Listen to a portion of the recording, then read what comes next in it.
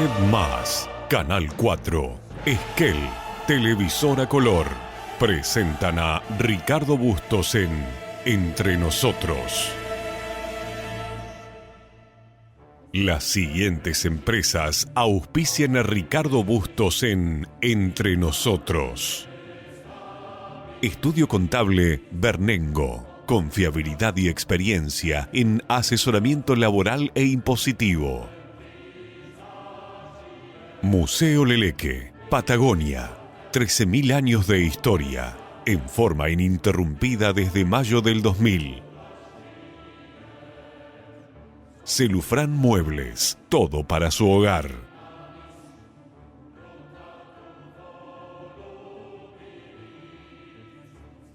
La Despensa, diseño interior, el placer de vivir momentos únicos. Leandro Sport, indumentaria masculina, más de 50 años vistiendo a generaciones de Esquel. Legión Mat, materiales para la construcción, cimentando el crecimiento y el futuro de la región. Random, la inversión que te hace sentir en casa.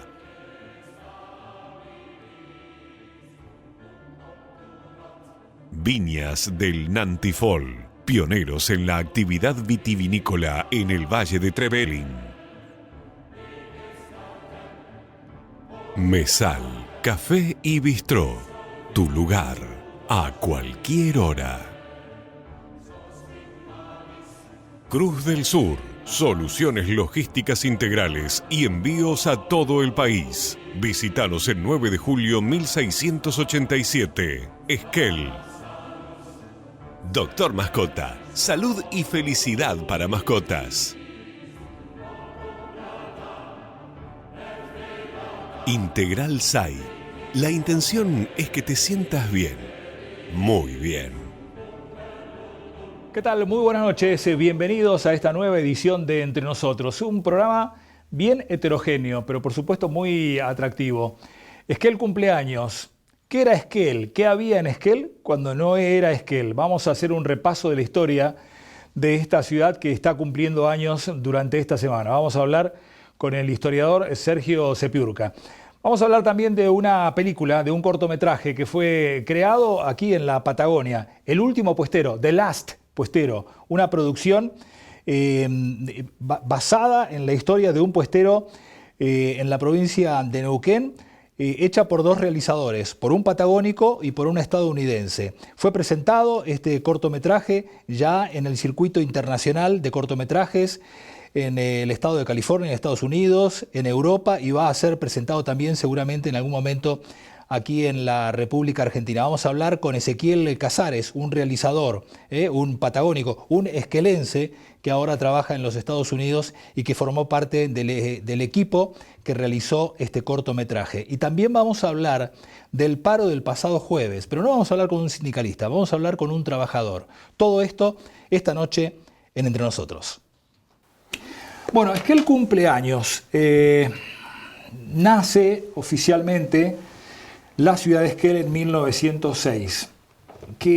1906, la Argentina históricamente podría decirse que terminaba lo que era la generación dorada, la generación del 80, con el final del mandato de Roca. Después venía Quintana y Figueroa Alcorta, y precisamente entre Quintana y Figueroa Alcorta es donde nace la ciudad de Esquel, donde finalmente se funda la ciudad de Esquel. En un contexto histórico donde Argentina vivía sus momentos de mayor gloria, de mayor expansión territorial, una corriente migratoria que era la que hizo la Argentina grande del final del siglo XIX, principios del siglo XX, inmigrantes de la Europa que veía al continente americano como una gran oportunidad. Después vendría la Primera y Segunda Guerra Mundial. ¿Qué había en Esquel antes de Esquel? Y después, ¿qué pasó a partir de la fundación de Esquel? Invitamos a Sergio Sepiurka, amante de la historia, que ha escrito sus libros y que sus libros están en alguna manera enclavados en la historia misma de Esquel. Sergio, ¿cómo estás? Buenas noches. Buenas noches, Ricardo. Bueno, gracias por No, por favor. Por invitarme. Había que contextualizar, ¿no es cierto? Es decir, en ese contexto histórico nace Esquel, ¿no? Sí, la Argentina previo a la Argentina del centenario. Sí. Pero hay que decir faltaba muy poquito para el centenario. Exactamente.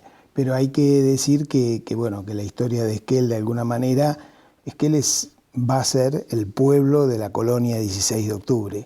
Y la colonia 16 de octubre empieza con la gesta de los galeses entre 1865 y 1885 en la costa, donde en 20 años logran plasmar realmente algo increíble, porque gente no muy preparada, venían de distintos oficios, logra convivir con los pueblos originarios, manejarse en el desierto, crear un polo productivo en el valle inferior del río Chubut, conectado con un puerto exportador con ferrocarril, y son los galeses los que apenas se crea los territorios nacionales, el 16 de octubre de 1884, van y le ponen al gobernador Fontana, el primer gobernador de Chubut, todos sus elementos y sus ahorros y su vocación de venir al oeste, y bueno, y Fontana los encabeza acompañándolos para expandir. Aquí. Exactamente, para expandir esa colonización que había sido tan exitosa. Y bueno, llegan acá en 1885 y es la colonia 16 de octubre, que después será ensanchada, y que 50 familias pioneras el día 13 de septiembre de 1886 obtienen del gobierno de la nación la creación de esa colonia, las tierras para...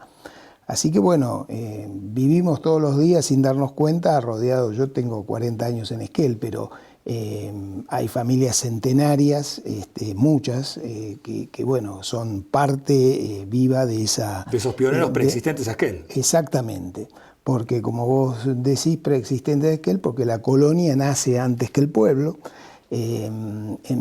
Primero había que organizarla, dividirla, traer a las familias. Días pasados se cumplieron 1891, los primeros 135 años de la llegada de esas familias. Y después se plantea en 1895, el gobernador Tello plantea la creación del pueblo de la colonia y lo ubica en la zona donde estaban los galeses, pero había un detalle, un chiquitito detalle, ¿no? Como diría un amigo, ¿cuál era el problema? El problema es que no sabíamos si esto era Argentina o era Chile. Toda esta zona estaba en litigio. Todavía en litigio. Es decir, que exactamente. Esta zona donde habían llegado Musters en 1879, acompañando a los tehuelches, muy poco antes de que los galeses llegaran acá. Estoy hablando 1870, llega Musters. Y ya le escribe a Lewis Jones en la colonia del Valle, y luego viene el Perito Moreno, 1879, trabajando justamente para la Comisión de Límites y para que esto fuera Argentina, y dice su frase que tanto me gusta recordar porque es como anticipatoria, dice: más allá de Esquel es uno de los sitios poblables más lindos que he visto en Patagonia, más allá del labra fértil donde se extiende el paradero del indio nómade, se levantará algún día una gran ciudad argentina. ¿Había ahí intereses? ¿Vos alcanzás a entender o a captar en el cruce de cartas, en el cruce de correspondencias, se alcanza a percibir intereses estratégicos de las potencias, tanto de Argentina, que era una potencia y tenía por supuesto sus propias pretensiones, como de Chile y de la corona de Gran Bretaña? No, lo que sucede en un momento dado es que hay un conflicto entre el gobierno argentino y los galeses, que los galeses habían creado su nueva Gales, tenían sus propias prácticas, enseñaban su propio idioma y eran un poco demasiados conservadores a los ojos del gobierno argentino, que los quería obligar a hacer ejercicios de tiro los domingos, y se encarcela a uno de los líderes de la colonia. Hay un una diferencia por ese motivo, y en algún momento hay integrantes de la comunidad galesa que dice, bueno, no estaríamos mejor del otro lado. Vinimos para otra cosa. Pero eso es algo circunstancial, y los galeses siempre reivindicaron su pertenencia a la Argentina. Lo que había también era una disputa muy anterior entre Argentina y Chile que, Roca va a resolver en su primer y segundo gobierno. En el primero sometiendo en 1881 al arbitraje, con la teoría de que las altas cumbres que dividan aguas, lo cual era impracticable de verificar en la Patagonia, pero que dio 20 años de paz, durante los cuales la Argentina se preparó, se armó y aprovechó estratégicamente el momento de la guerra de Atacama de Chile para fortalecer. Claro, y la dirigencia chilena, se lo reprochó muchísimo a ellos mismos porque Moreno, dicen, anduvo por todos los lugares conociendo el lugar y nosotros nos dedicamos a otra cosa. Pero bueno, eso va a terminar, los puntos en disputa, en 1902, y felizmente, esta zona queda para la Argentina, haciendo uso del uso posesorio más que nada, ¿no? Volvamos a Esquel, sí, porque está cumpliendo 120 años. ¿Cómo dividirías el crecimiento de Esquel? Bueno, por etapas, ¿cómo lo dividirías? Sí. Y bueno, ¿Cómo creció Esquel? ¿Cómo los lo ves primeros crecido? 40 años así, en despegue absoluto. Llega, ¿no?, con el telégrafo, y el ferrocarril en la Argentina. Sí. Bueno, el ferrocarril nace en el 1900, digamos, con Roca y con Alcorte, con toda esa nace generación. mucho antes, bueno, nace en 1857. No, está bien, pero en 1900 tiene su pleno apogeo la extensión de los ferrocarriles en la Argentina, y llega mucho después en la Argentina, llega a Esquel bastante después. Pero le es un significativo crecimiento para Esquel el ferrocarril. Sí, ¿Cuáles son los hitos de crecimiento de la ciudad de Esquel? Bueno, como te digo, digamos, el primer punto es la definición de su ubicación en el valle, que la definen los agrimensores, y se instalan en Esquel y hacen la mensura en Esquel. Por eso hay una discusión si la fecha es la adecuada o no, porque hay... Está bien, no importa eso. Pero los primeros años son de llegada, y el primer gran hito es 1910, cuando en el telégrafo se recibe la más conmocionante noticia que podía haber, que era la entrega de los títulos de propiedad a las 50 familias colonizadoras. Así que bueno, el Esquel de los primeros años, obviamente con los primeros arreos, las primeras casas, era un Esquel muy incipiente, pero va tomando una dinámica donde se va incorporando gente que no era solamente de origen galés, sino de todos los lugares del mundo, que la tornan realmente en un lugar muy, muy expectante. Multiétnico, ¿no? Un sitio, digamos, comercial, de influencia logística para todas las estancias que se van conformando, a punto que hay un petitorio importante en 1925 para crear el Banco de la Nación Argentina. Y esto sigue, digamos, consolidando el liderazgo de Esquel, no solamente sobre la zona cordillerana de Chubut, sino que es visto como un punto en todo el sur argentino cordillerano, como el punto más importante. Por eso va a llegar el Juzgado Federal, y por eso también en 1935 se va a proponer un proyecto que a veces no es recordado, pero donde se proponía que Esquel fuera cabecera de un nuevo territorio dentro de la provincia de Chubut, es decir, separado de la capital en Rawson.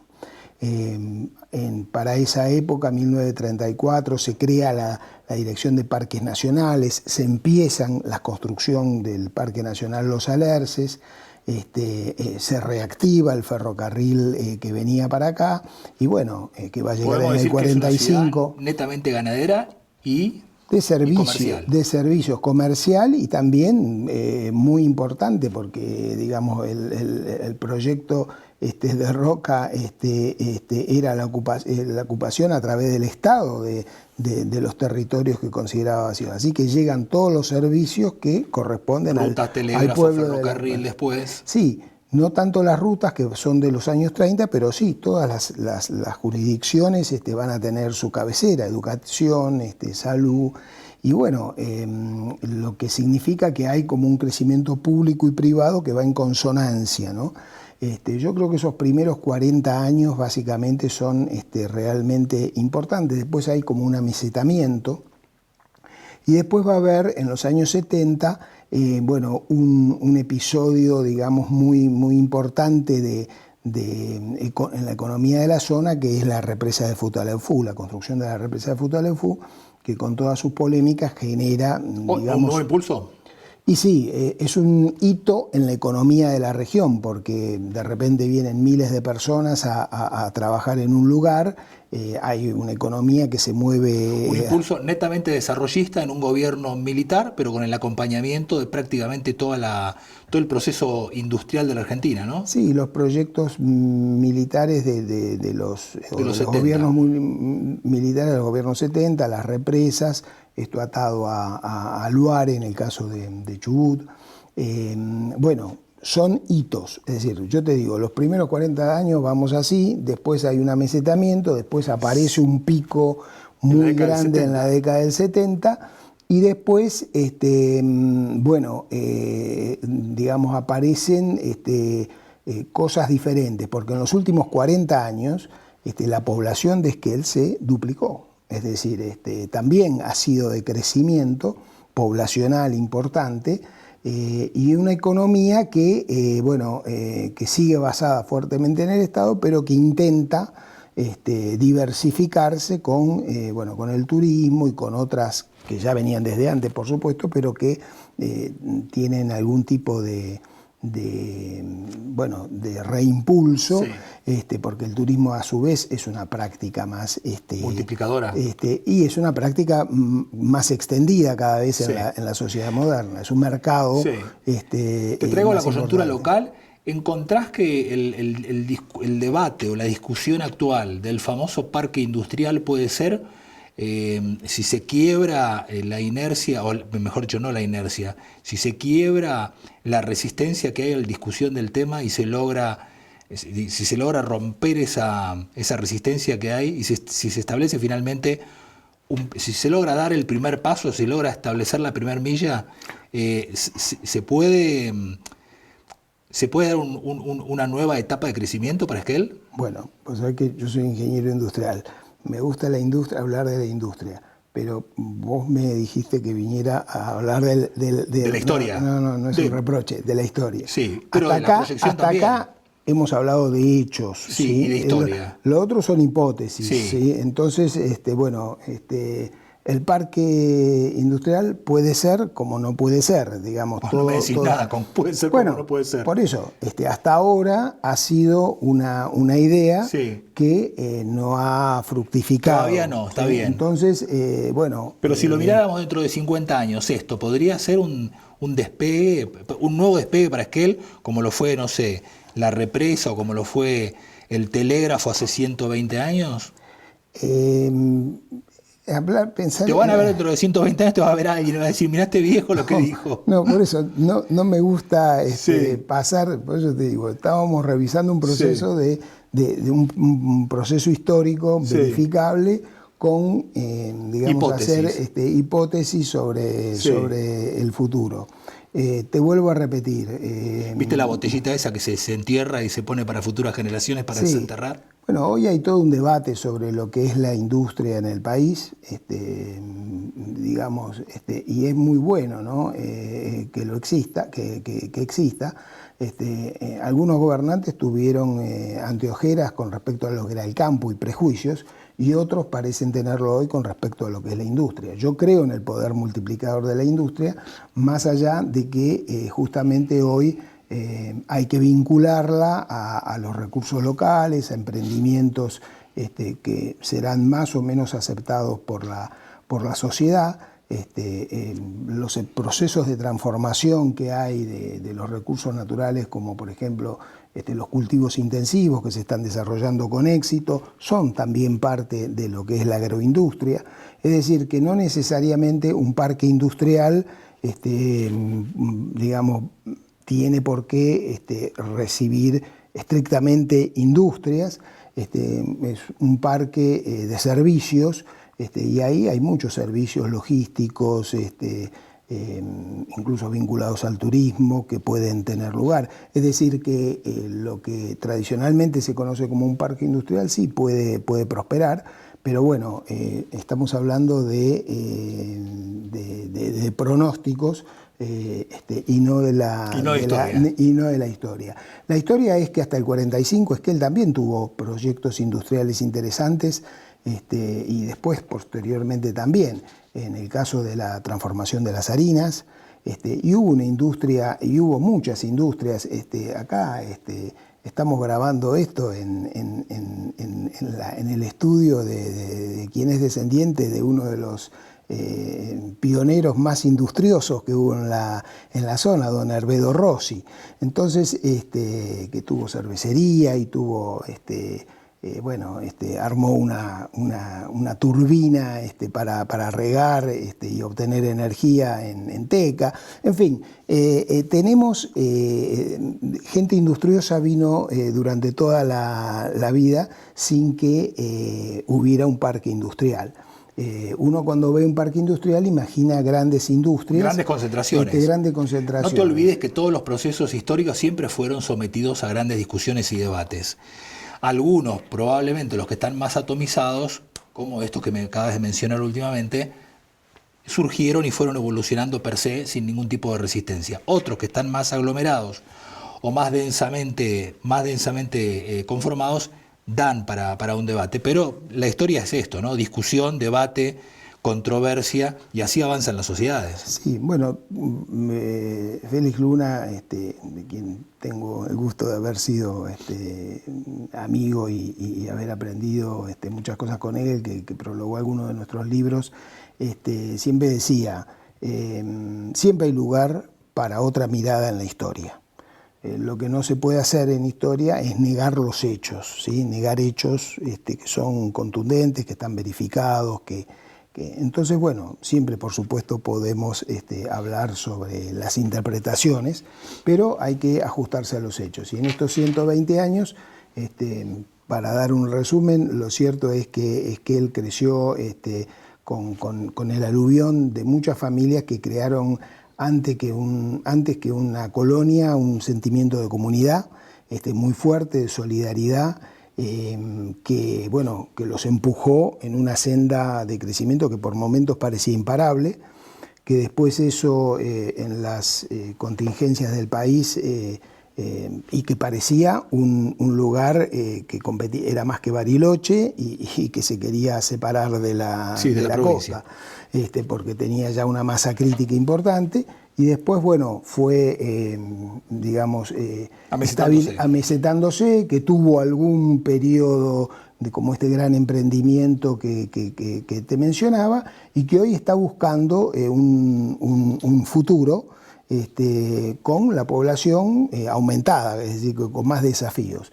Pero bueno, yo creo que lo que siempre hay que destacar es que hay que volver a los valores, y los valores que hicieron de Esquel ese sitio poblable como uno de los más lindos de la Argentina, como decía Francisco Moreno, son los que tenemos que seguir defendiendo y acompañando para mejorar nuestro desempeño en los próximos 120 años. Sergio, muchas gracias. No, gracias a vos. Nos vamos al corte, gracias.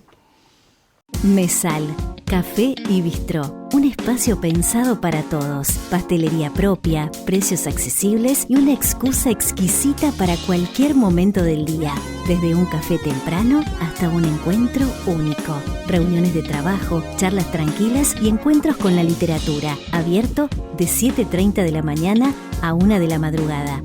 Café y bistró, Mesal, tu lugar a cualquier hora. Su futuro inmobiliario comienza aquí.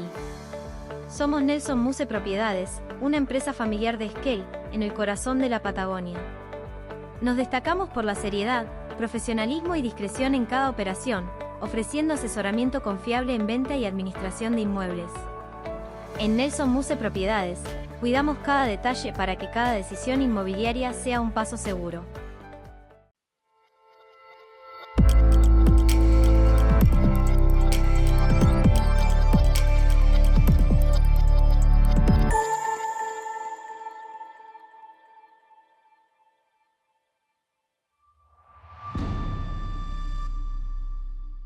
Doctor Mascota, todo lo que tu mejor amigo necesita en un solo lugar. Consultas generales, desparasitación y vacunación, cirugía de tejidos blandos, emergencias y más. Peluquería canina, un verdadero día de spa. Baño, corte y corte de uñas para tu mascota. Alimento balanceado, gran variedad de marcas y opciones para cada etapa. Estamos de lunes a sábado de 9 a 1 y de 3 a 9 de la noche. Y también los domingos de 5 a 9 de la noche. Encontranos en 9 de julio al 705 y Mitre. Elegí tu destino y Gales al Sur te lleva. Paquetes turísticos a Estados Unidos, Brasil, el Caribe, Europa, Salta, cataratas, destinos exóticos. Representantes Hotel Termas de Puyehue, quinceañeras, pasajes aéreos, asistencia médica al viajero. Gales al Sur, una agencia con más de 20 años en la Patagonia.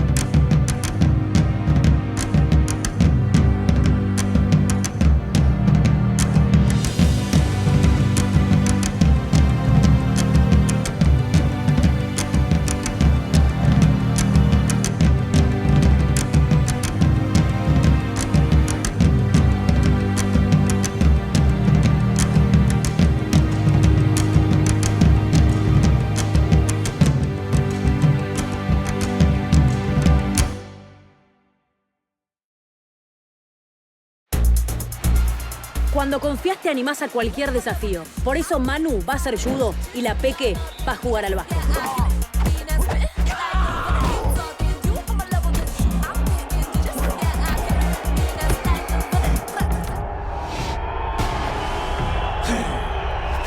Bueno, volvemos de este bloque comercial y nos vamos a meter en un tema que está estrictamente vinculado con Patagonia, porque el contenido del tema es Patagonia y el entrevistado es patagónico. Es de Esquel, prácticamente nació en Patagonia. Yo no sé si nació en Esquel o en la zona de Gobernador Costa. Se trata de Ezequiel Casares, nacido y criado acá en Patagonia.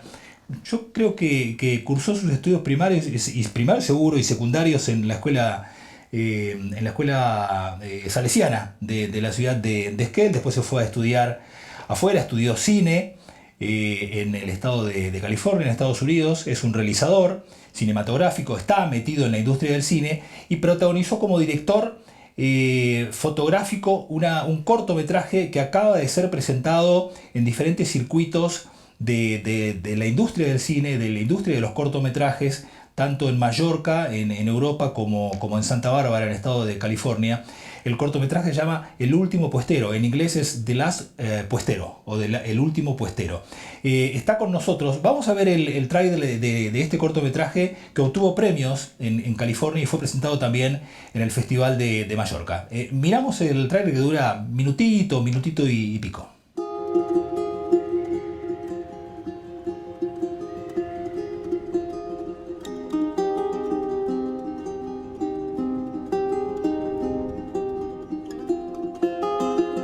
Uno tiene muchas responsabilidades en lo que es llegar a ser puestero.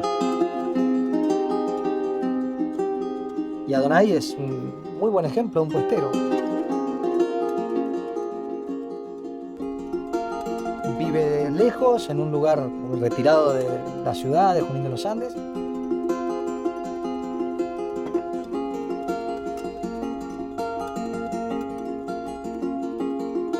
Y mi nene no, él dice que una vez que ya sea grande, que él va a trabajar en el campo. Y ojalá que tenga suerte que Emanuel siga con la cultura que es de campo, la tradición, porque se va terminando mucho lo que es la cultura.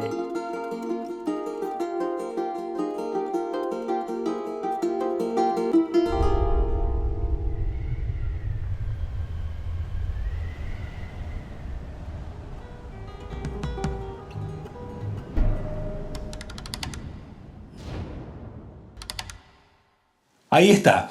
Bueno, lo vamos a presentar, habíamos hablado. Formó parte de la película, la dirección de la película de este cortometraje está a cargo de Bel Casares, que es su cuñada. Bel Casares está casada con el hermano de Ezequiel Casares, y en esta noche lo tenemos a través de nuestras plataformas de Zoom.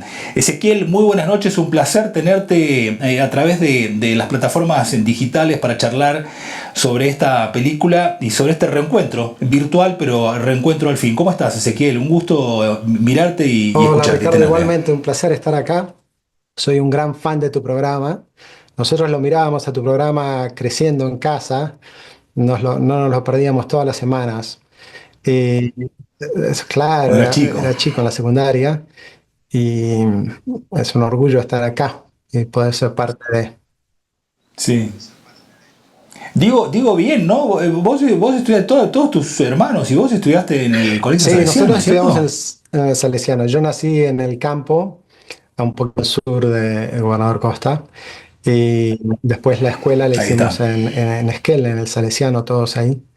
Y cuando terminé el salesiano me vine para Estados Unidos a hacer cine. Trabajé con un agente, ellos me pagaron los estudios, hice la universidad aquí y después empecé a trabajar independientemente.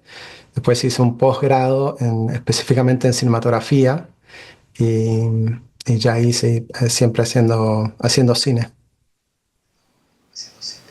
Fantástico. Y ahora te encontrás con una película o un cortometraje que es estrictamente patagónico, realizado, las vueltas de la vida, ¿no? Realizado por una también cineasta que te termina siendo tu familiar, tu hermana legal, como dicen en Estados Unidos, tu hermana en law, que es la esposa de tu hermano, que es Bel Casares. Contame cómo llegan a esta película, cómo logra anclar esta película en la vida de Bel. ¿Y cómo logran? ¿De qué se trata esta película? Mira, la historia de Bel es que Bel también estudió cine, ella estudió para ser guionista y tiene experiencia con documentales. Ella estaba viviendo con su familia en Patagonia, en San Martín de los Andes, por un año y en un momento estaba haciendo un corto documental sobre la doma racional. Y en ese corto, en una de las escenas, aparecía un gaucho que se llama Adonai, que es un puestero, y que ella reconoció que el gaucho era particular en el sentido que realmente daba para la cámara, era una persona que se sentía cómoda, natural, y ahí le intrigó la idea de seguir la historia de esta persona. Bel me contactó porque estaba interesada en hacer esto, y me encantaba la idea, me parecía súper interesante, pero también desafiante. No es un proyecto, yo habiendo crecido en el campo y le tengo mucho cariño a los gauchos, especialmente a los puesteros, viste, que se pasan mucho tiempo solos, viviendo meses solos en un puesto lejos. Y ese tipo de vida lleva a que sean gente quizás un poco más oscas o gente que no necesita hablar o ser más abierta o a veces más tímidos. Entonces es lo opuesto de lo que uno necesita para hacer un documental. Y en ese sentido sí, ese era el desafío para nosotros y creo que fue el golazo de tener una perspectiva como la de Bel, que puede ver una persona con otros ojos de afuera, puramente por el sentido humano, que es realmente excelente. En el corto, bueno, en el tráiler en realidad, que es de muy pocos segundos prácticamente, se lo ve hablar a Adonai, el protagonista de este corto. ¿Quién es el que o la que lo hace hablar a Adonai? a este puestero, el último puestero, ¿no? Tuvimos definitivamente la relación que nace en todos estos, cualquier documental, la relación con el personaje principal es creada fuera de cámara. Es algo que realmente es muy transparente en la relación que los cineastas tienen con estos personajes, el respeto mutuo, ¿sí? Y eso es 100% algo que estableció Bell antes de que nosotros lleguemos ahí. Para cuando yo llegué ahí, esa relación ya estaba establecida.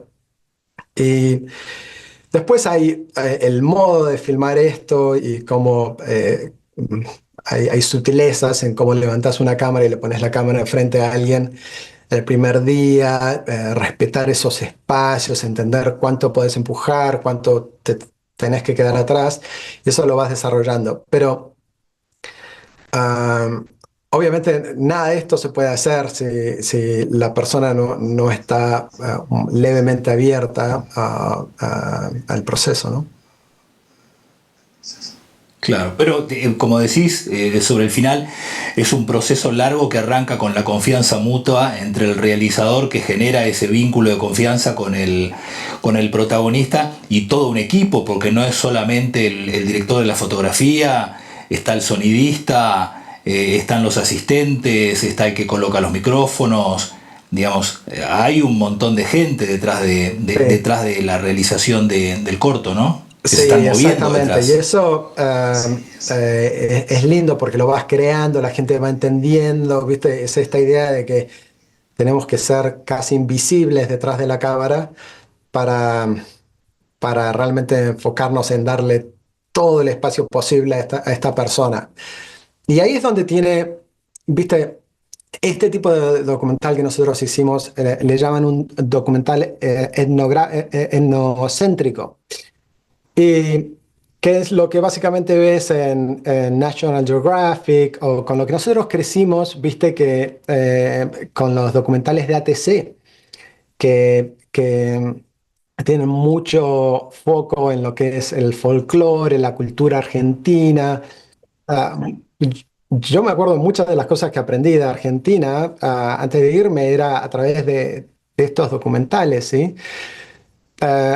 Lo que puede suceder con eso que también es que te podés quedar justo un pasito más atrás, donde mostrás las tradiciones, mostrás las costumbres, los oficios de esta gente, pero te quedas un pasito más atrás de la persona en sí, de esa persona, en este caso como padre, la relación con su hijo, que son absolutamente relevantes. Y ahí nos ayudaba mucho la perspectiva de Bell, de afuera, de ver a Adonai realmente como una persona completa, ¿sí? Porque hay cosas quizás como uno que está muy acostumbrado como argentino. Hay una fiesta en San Martín de los Andes que se llama la fiesta del puestero, ¿sí? Y en cómo mostramos eso y cómo nosotros explicamos la relación de Adonai con esta fiesta, lo que él significa para él como persona y no simplemente como un personaje gaucho, ¿sí? Ayuda muchísimo a tener a la perspectiva de Bell, claro. Claro. No me quiero adelantar, en algún momento seguramente el corto estará disponible para verse en la Argentina, eso lo dirás vos sobre el final de la charla, no me quiero adelantar a eso, pero el corto... y el título del corto habla de El último puestero, y en este caso el protagonista es este hombre, Adonai. Él se siente como el último puestero de su generación, o la película con el título indica o invita a pensar que esta actividad, que este oficio tiende a desaparecer. Te hago esta pregunta y evoco alguna de las anécdotas. Mirá vos, ¿no? Estoy evocando alguna anécdota de tu padre, que alguna vez en algún viaje a Australia, cuando volvió, me decía, mirá, la recorrida en los campos a caballo en algún momento va a desaparecer, porque en Australia recorren en moto, ya no recorren a caballo. Una cosa con otra, no sé si tiene mucho que ver con esto, pero quiero decir, ¿la película muestra a Adonai como el último de su generación o intenta mostrar que este oficio en algún momento va a desaparecer. 100% estás en todo lo correcto.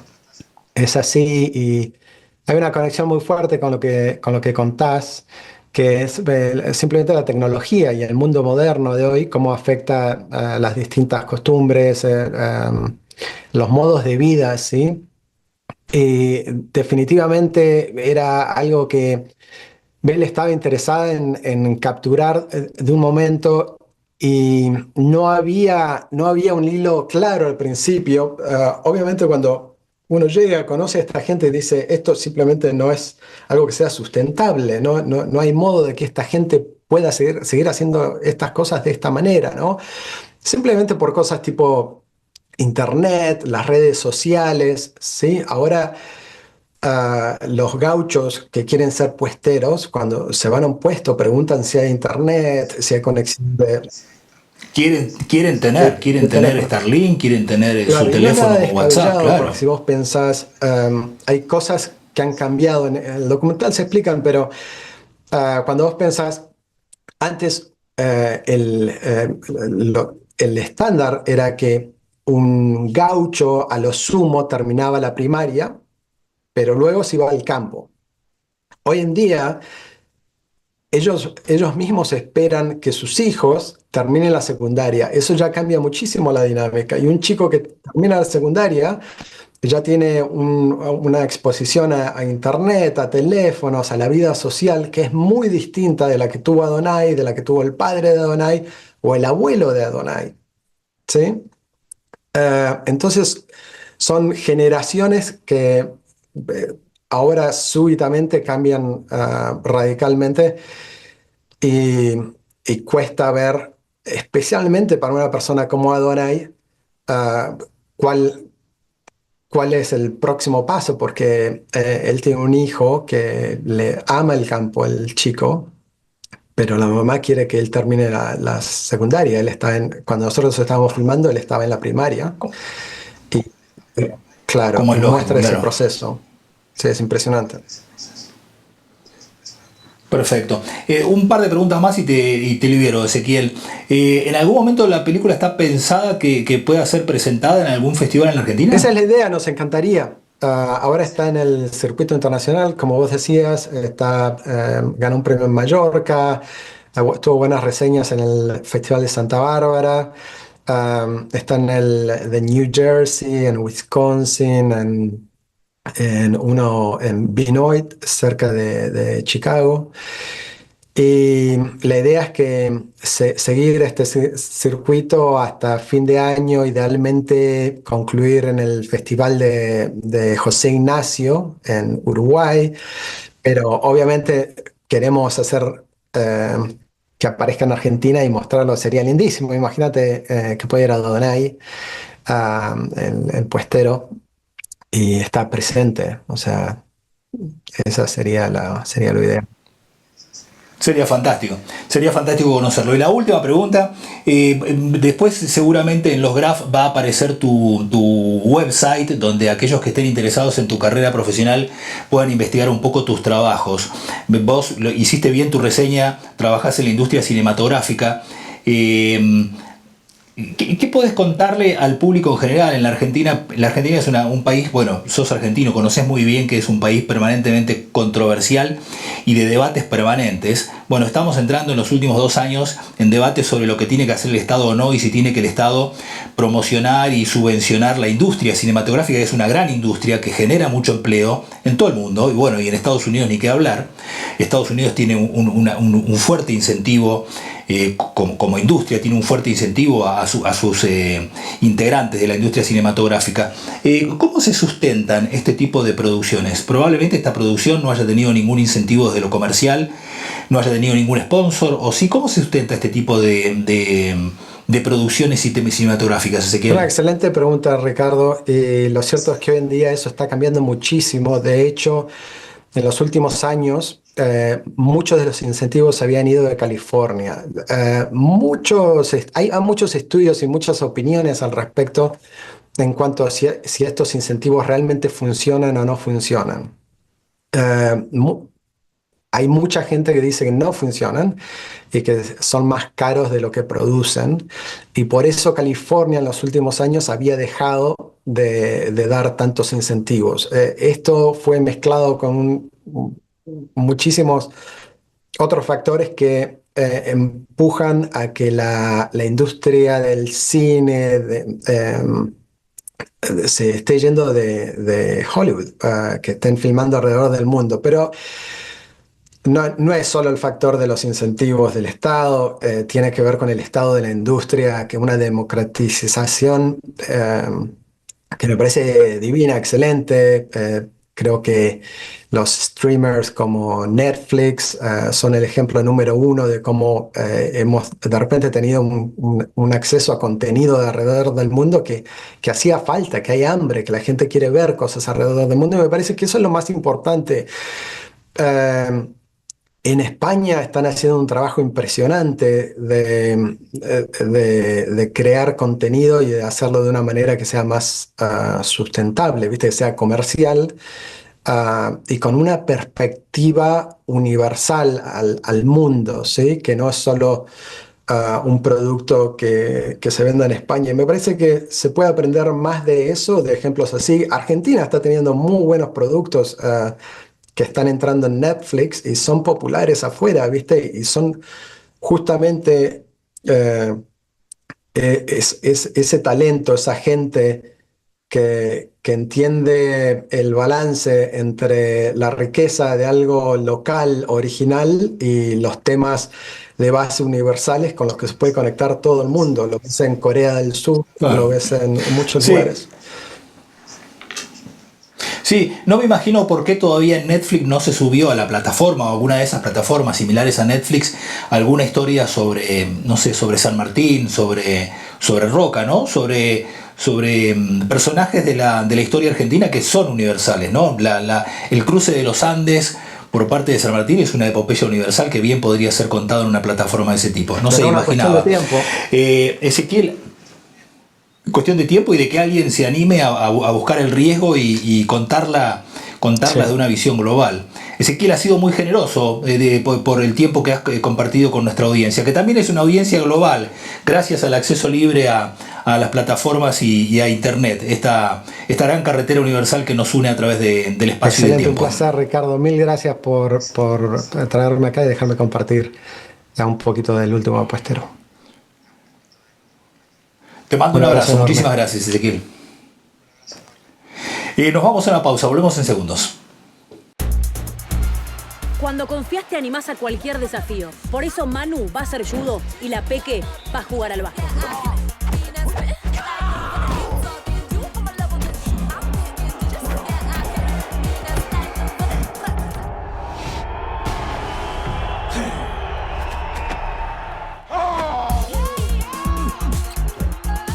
Cuando confías, seguro podés. La Segunda Seguros. Lo primero, sos vos. Su futuro inmobiliario comienza aquí. Somos Nelson Muse Propiedades, una empresa familiar de Esquel, en el corazón de la Patagonia.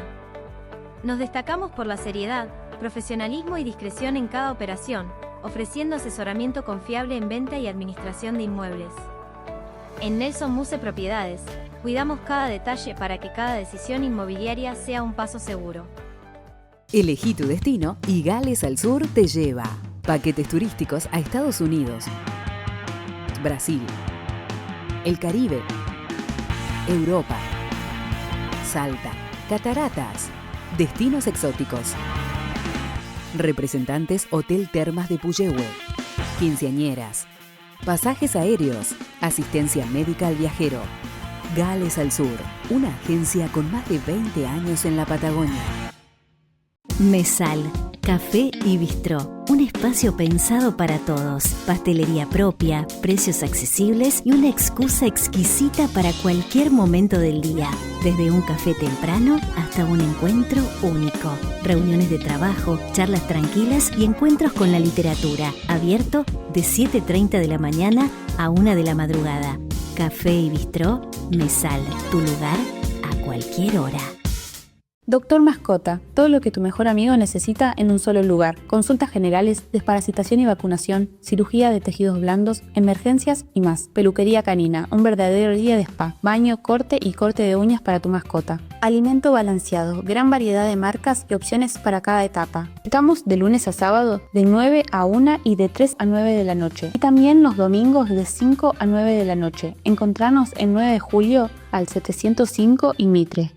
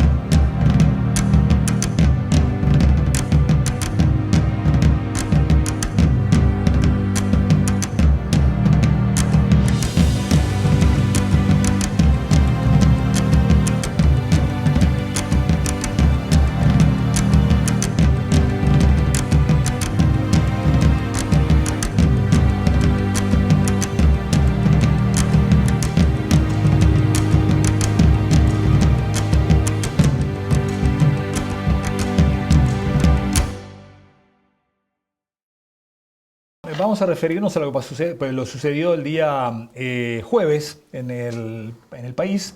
Parece que el país se detenía como consecuencia de este paro nacional decretado por las fuerzas del trabajo, la CGT, la Central de los Trabajadores de la República Argentina, y también por las fuerzas de la oposición, tratando de alguna manera de advertir acerca de lo que ellos entendían era el peligro de lo que iba a suceder en el Congreso de la Nación, en la Cámara de Diputados, acerca del tratamiento de la ley de modernización laboral.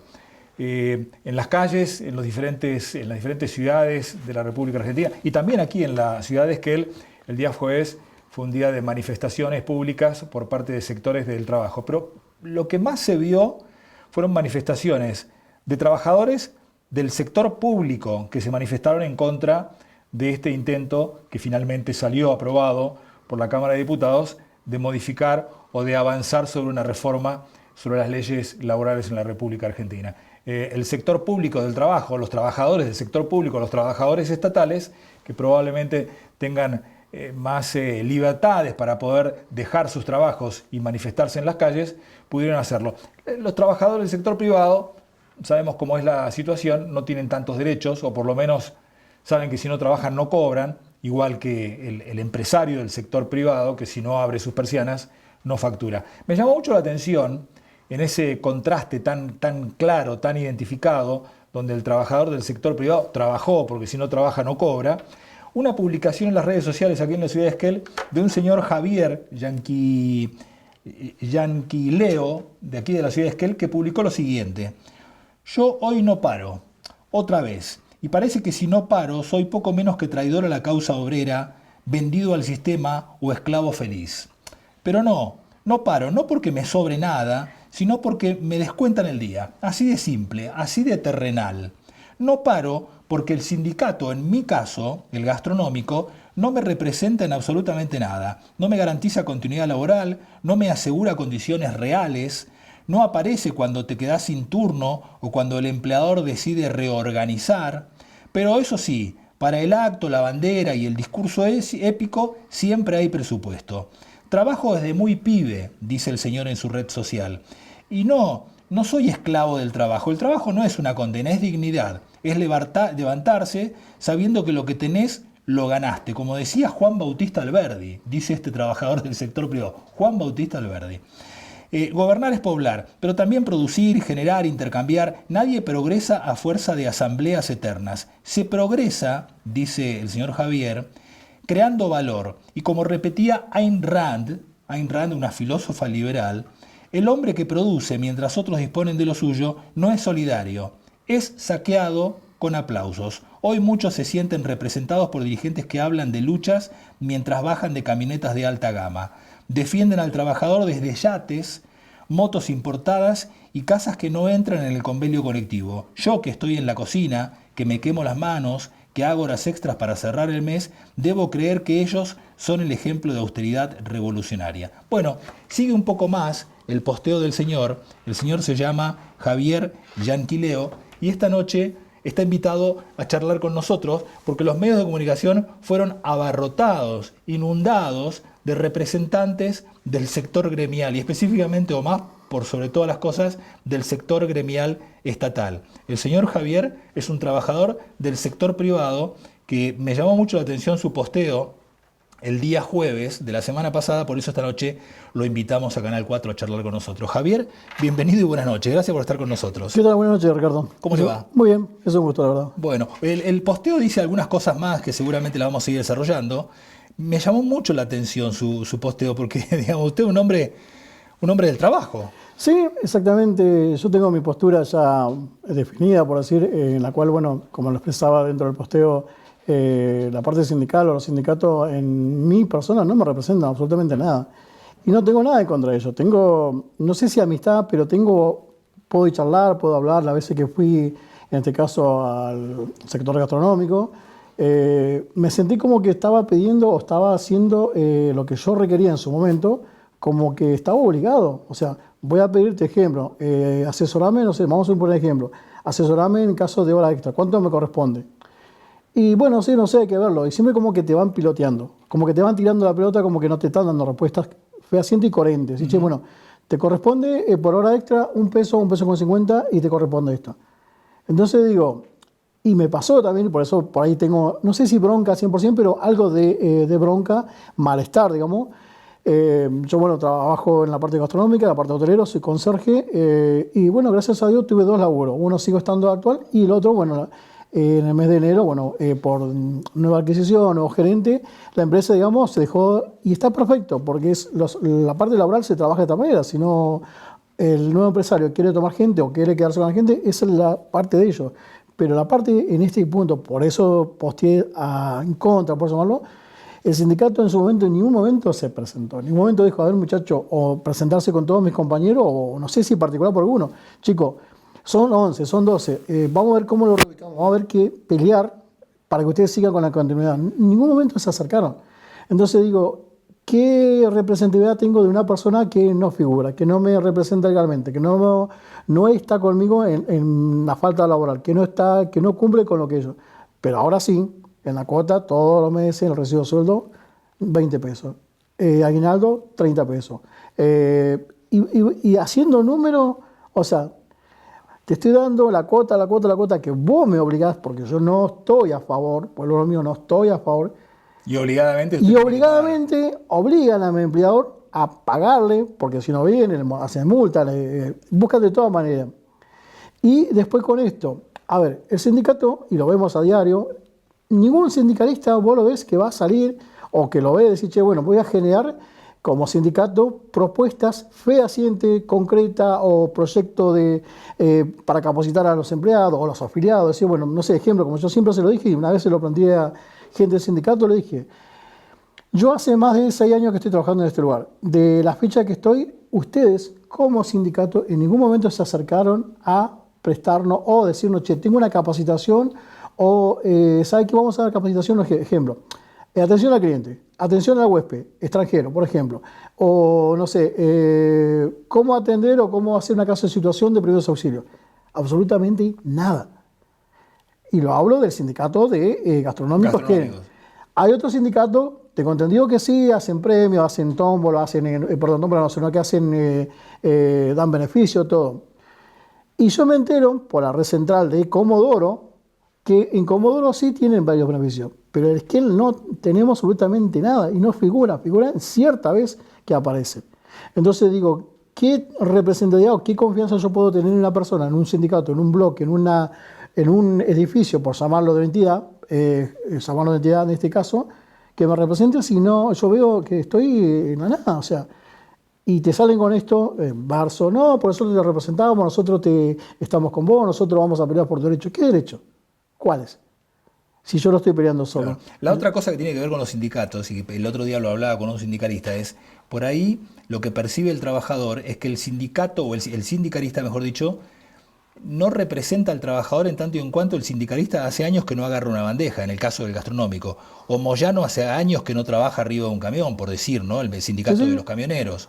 O en este caso Barrio Nuevo, que sería el sindicalista... Exactamente, el gastronómico. Gastronómico. Hace años que no agarra una bandeja y no atienden a un restaurante. Eso sí, son millonarios. Sí, por eso digo, vuelvo a lo mismo, haciendo número así nomás. El sindicalista es millonario y el trabajador y el trabajador, sí. Y además, esto es obvio, es evidencia clara que el patrón, por llamarlo, te dice, bueno, yo le puedo pagar esto, y el sindicato te dice, no, bueno, sí, y arreglan por detrás. Y no me digan que no, porque gran parte siempre de los sindicatos arreglan por detrás. Che, no, porque no pudimos negociar, no podemos el verso.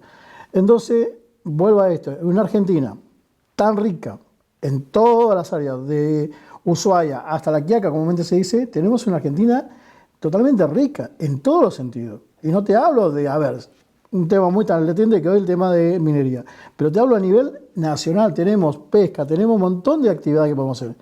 Y lamentablemente los sindicatos están metidos y se llevan casi el 80% para ellos, no para el trabajador. Un trabajador, y si vos lo hablás y lo escuchás a un productor, por darte un ejemplo, te dice, yo vendo, por ejemplo, el kilo de zanahoria lo estoy vendiendo a 5 pesos. Pero me pide el sindicato, el gremio en este caso, que lo deje a 3 pesos. ¿Cuánto pierde ese producto? Y así siguen. Y ellos se llevan casi el 80% de ese capital. Si vos dijeras, bueno, se lo damos al trabajador, le damos al trabajador para que se capacite, para tener, darle a fin de año viaje, capacitarlo, educarlo, generar, está perfecto. Pero vuelvo a lo mismo, yo te hablo hoy por la parte gastronómica. El sindicato acá local, en ningún momento, vuelvo a lo mismo, y estoy ya hace 6 años trabajando en la parte gastronómica, en ningún momento se acercó. Pero sí tengo por ahí algunas capacitaciones que he tenido a través de FEGRA, que es a nivel nacional, que sí ha tenido ciertas capacitaciones. Y está buenísimo, porque de eso creo que se trata, de capacitar a la gente. Por la parte empresaria. Exactamente, por la parte empresaria, pero no por el sindicato en sí. Entonces digo... ¿Considera que la discusión de esta nueva ley laboral va a permitir mayor flexibilidad para que ingrese al mercado laboral gente que hoy está en el sector informal de la economía, en el sector del trabajo? Sí, va a tener, obviamente esto todo nuevo, porque obviamente se tiene que llevar a cabo, todo lo que está llevando hoy recién está, digamos, en pañales, por decirlo de alguna manera, esta ley.